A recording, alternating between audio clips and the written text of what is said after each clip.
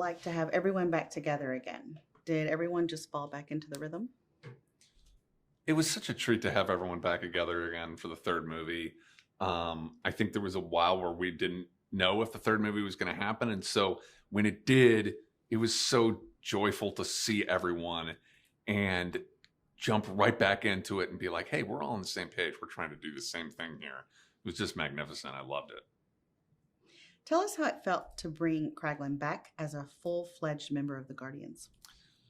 For me, it was really great to see Kraglin kind of fulfill his place within the Guardians after all he had been through in the first couple of movies. And he kind of struggles to find where he is. And just like all the Guardians, you know, it's kind of a found family for him where he realizes, hey, I belong here with everyone. And the journey of figuring all that out was the same for me as it was for Kraglin. And that was really just a cool part of it. Kraglin now has the Yaka arrow. What does that mean to him, and how is he challenged by it?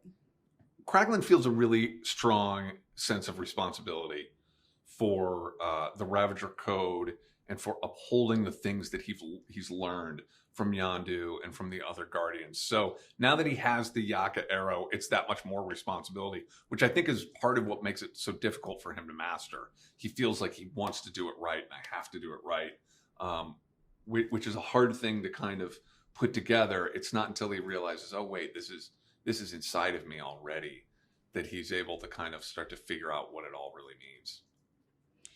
We've heard that James plays the songs from the playlist on set that correlates with the scene being shot. How does that inform you as an actor? My brother James plays the songs from the soundtrack on set when we shoot the scenes. So it's really great for us as actors to know where we are and to understand tone wise and rhythm wise how these scenes are working. And a really cool thing about the third movie is so often the characters are actually listening to the songs that the audience is listening to. You know, Rocket has the Zune and we see him singing along, so we know Rocket knows and loves all these songs. So it's just kind of perfect that they have that soundtrack going to what they're doing.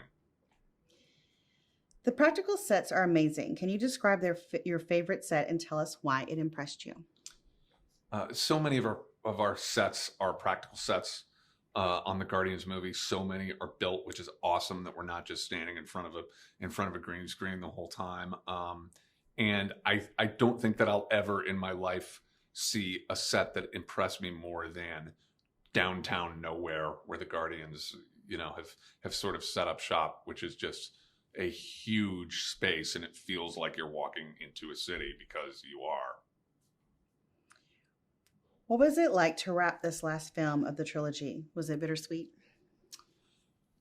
It was bittersweet to wrap the last film of the Guardians trilogy because it's so sad to, like, you know, be saying any kind of a goodbye to the characters, to the other actors, and all these things. It's really tricky, but I kind of try to keep my eye on the fact that it's really a joyful experience to finish something and share it with people and to give it away. That's what we are always working towards as storytellers, to not just make the story, but tell the story.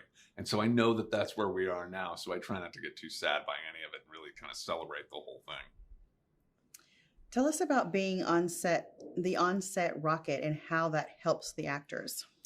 My job as Rocket on set is really a kind of part of the whole process for that character. It takes a whole team of people to create Rocket. So I kind of think of it in a way as a relay race, that James writes the character and passes it along to me, and I work with the other actors on set to try to help the scenes get to where they need to be. Then the visual effects team takes over and they start to put Rocket together. And then finally, we all hand the baton to our anchor, Bradley, who makes the whole performance just pop and make it really work in the context of everything.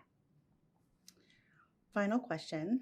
What do you hope audiences experience when they see this film? When audiences see Guardians of the Galaxy Volume 3, I hope that it feels like a satisfying conclusion to the story of the three films.